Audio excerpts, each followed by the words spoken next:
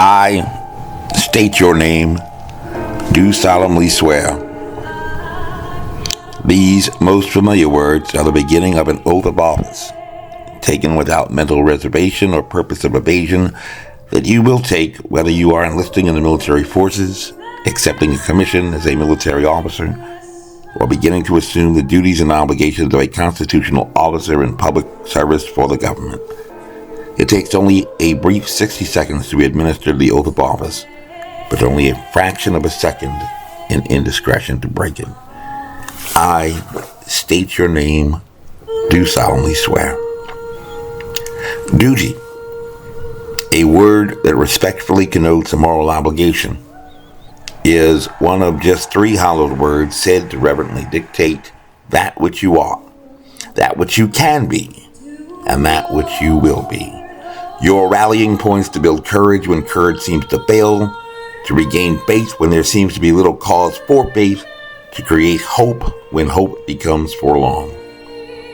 And indeed, we were hit with a virus, and duty was a powerfully evocative word that had resonated with most every American, as many acknowledged a sense of community responsibility, adhering to social distancing guidelines, consenting to don non-medical grade facial coverings, embracing some feelings of empowerment and efficacy, and had accepting what had been described as a patriotic duty. Some 85% of Americans for whom finding the light in the darkness had been described as one of the most American things that we do, volunteered to be administered at least one dose of what were clearly, in open view, biological products that had been developed at warp speed and pioneering usages of mRNA and adenovirus, but which today only 20% are willing to be administered a booster. This, not even one American can claim not to have known. There was no cover-up about any of that. I state your name, do solemnly swear. And yet today, just as it has been known to all that the closure of public schools to in-person instruction would reasonably result in adverse outcomes for school-aged children, particularly those most adversely impacted by an achievement gap. School-aged children who had also accepted an obligation to engage in self-sacrifice, participating in social distancing, donning non-medical grade facial coverings, and being administered these novel treatments in response to a novel virus.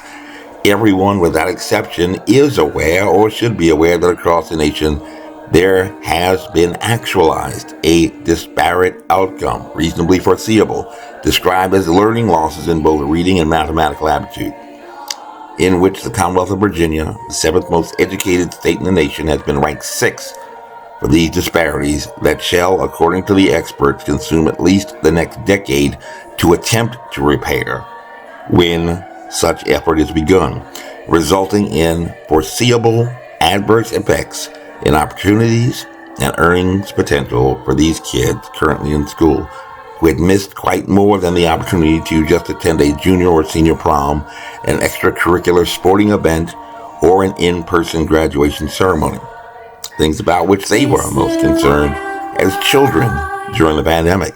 However, very few today who may even realize that the children are the future, which may inevitably face yet another pandemic in their lifetimes, are willing to accept or assume a duty to meet that moment, to address this national emergency and crisis, placing the nation on a war footing for these children. Simply ignoring the problem will not make it disappear. It most reasonably will, like a growing cancer unaddressed, only get worse when met with silence and permitted to spread unchecked, just like the most recent pandemic. I state your name, do solemnly swear. According to statistics compiled by Arlingtonian magazine, in the class of 2022, the 1,800 seniors in Virginia's second-best public schools had broken records in college applications. However, there's a difference between applying to colleges and being accepted, just like playing lotto and winning. However, according to statistics compiled by Arlington Public Schools. Even before the pandemic, only a third of those students were even being administered the SAT to enable them to even apply to a competitive college.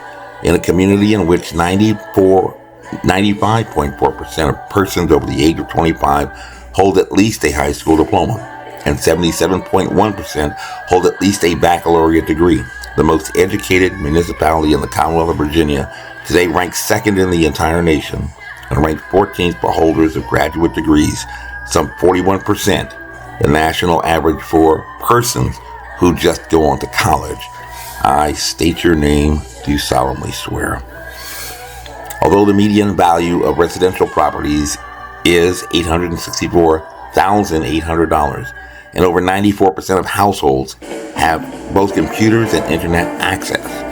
In a community with a median household income exceeding $140,000 per year, over 90% of the school-age children attend not private or parochial schools, but are students in public schools, where the starting salary for teachers is at some $50,000, 1/5 of the salary of the superintendent, who earns $250,000 per year in the public school division. That was an annual budget approaching $750 million, spent the most per student of any public school district in the entire state, and of any suburban public school district in the greater national capital region. However, in the class of 2022, when 1,800 seniors had broken records in college applications, some 86% of those students had failed to gain admission to Howard University, the alma mater of Vice President Kamala Harris, while only one of 96 had received a letter of acceptance to Harvard University, the alma mater of former President Barack Obama, reasonably suggesting that the second best public schools in Virginia are not a golden ticket to the Ivy League or likely to produce a future president of the United States. According to the National Report Card, even just public charter schools perform better, even in closing the achievement gap, than traditional public schools, and chances are even greater in terms of future potential when children attend private or parochial schools, that 90% of children in Arlington are not attending. I state your name, do solemnly swear. According to a recent study by the Department of Defense, some 77% of age-eligible Americans between the ages of 17 and 34 are wholly unqualified to enlist in the military as even just an infantryman, by reason of academics, physical fitness, and criminal record. Extrapolating from this measure, especially since only less than 1% of all Americans at any time are inclined to serve in the military forces ready to fight tonight, it is most unlikely, data-driven and following the science, that the 95% of students who graduate from the 12th largest among Virginia's 132 school divisions in this diverse, dynamic, and professional community located across the Potomac River from Washington, D.C., will be all that they can be in the Army, aim high in the Air Force, join the Navy and see the world, or become one of the few, the proud Marines. Yet Virginia Commonwealth University in Richmond, Virginia, has a 91% selection rate, just 8 points below Oral Roberts University, which accepts 99% in Oklahoma, while some 43% of the 1,800 graduates who had broken records applying to BCU in the class of 2022 had defied the gravity of hitting the floor after falling from a chair, failing to catch a letter of acceptance to matriculate in the fall. I state your name, do solemnly swear. These most familiar words are the beginning of an oath of office, taken without mental reservation or purpose of evasion, that you will take whether you are enlisting in the military forces, accepting a commission as a military officer, or beginning to assume the duties and obligations of a constitutional officer in public service for the government. It takes only a brief 60 seconds to be administered the oath of office, but only a fraction of a second in indiscretion to break it. I state your name, do solemnly swear. Where are the moms demanding action now? Where are the student walkouts and protests? Where is there a case even brought to a court, as Reverend Oliver Brown had done for his daughter in Topeka, Kansas, exactly 70 years ago?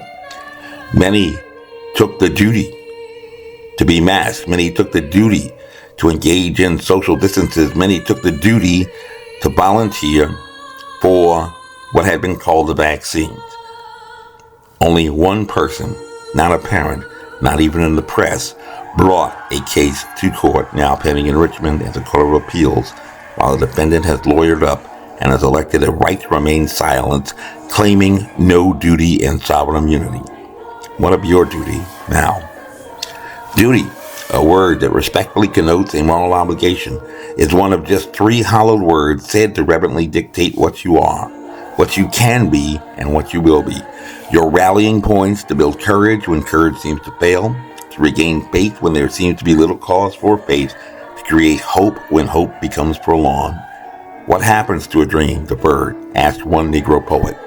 Does it dry up like a raisin in the sun, or fester like a sore and then run? Does it stink like rotten meat, or crust and sugar over like a syrupy sweet? Maybe it just sags like a heavy load, or does it explode? AIDA. Attention. Do I have your attention? Interest. I know that you are interested. Decision. Have you made your decision for Christ? Action. You have a duty now. I state your name. Do solemnly swear. Command performance. Be all that you can be. My name is Major Mike Webb, and by God, I am not even a parent, but I am running for Arlington Public School Board.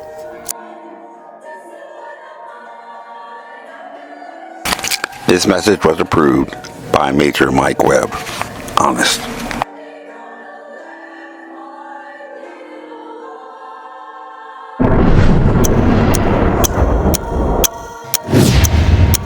This has been a Filmways presentation, darling. And y'all come back now. Yeah.